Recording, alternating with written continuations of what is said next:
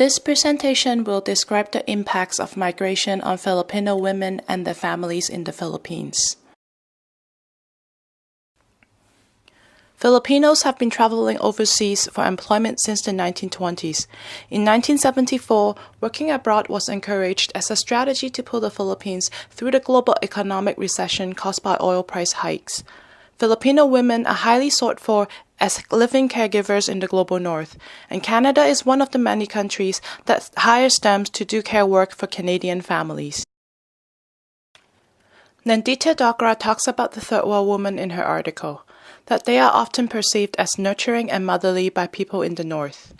This perception makes them good candidates for the feminized labor category of caregiving. Poor women in the Philippines work out of the country for higher wages. Separation is a sacrifice for the education of the children and the financial needs of the families. In Canada, caregivers usually care for preschool-age children, since over 65% of these children's mothers are in the paid workforce. The global dependency for caregiving work causes Filipino mothers to separate from their own children, often for 5 to over 10 years. When they are caring for other children in the north, the care of their own children is handed off to domestic women in the Philippines.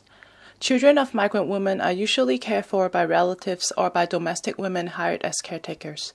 As a result, migrant women take over the reproductive labor of women in the north, and domestic women replace migrant women to provide care and love for children in the south.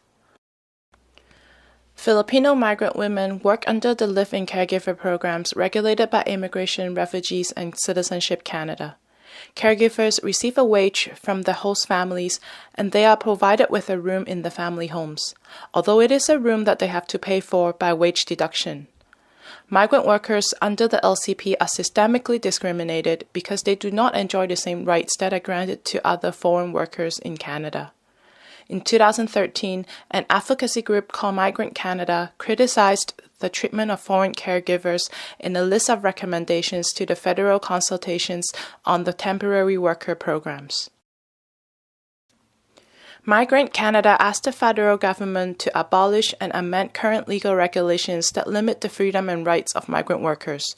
Some of the recommendations include equal access to work and study permit for migrant workers' spouse and children, allowing migrant workers to travel outside of Canada and to re-enter Canada, and more generally to cut the legal ties that give employers power over the residency status of migrant workers.